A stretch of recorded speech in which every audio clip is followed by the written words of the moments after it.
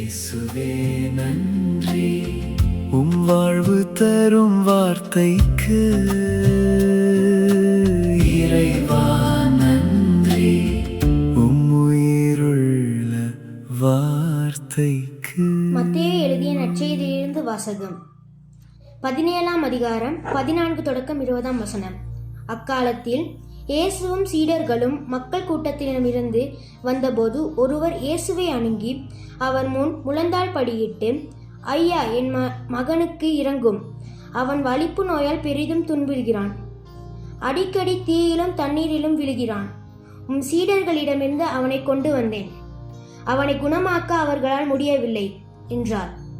அதற்கு இயேசு, நம்பிக்கையற்ற சீரழிந்த தலைமுறையினரே, எவ்வளவு காலம் நான் உங்களோடு இருக்க இயலும்? எவ்வளவு காலம் நான் உங்களை பொறுத்து கொள்ள இயலும்? அவனை என்னிடம் இங்கே கொண்டு வாருங்கள் என்று கூறினார். கொண்டு வந்ததும் இயேசு அப்பேயை கடிந்து கொள்ளவே அது அவனை விட்டு வெளியேறியது. அந்நேரமே சிறுவன் குணமடைந்தான். பின்பு சீடர்கள் தனிமையாக இயேசுவை அணுகி வந்து, அதை ஏன் எங்களால் ஓட்ட இயலவில்லை என்று கேட்டார்கள். இயேசு அவர்களை பார்த்து, உங்கள் நம்பிக்கை குறைவுதான் காரணம்.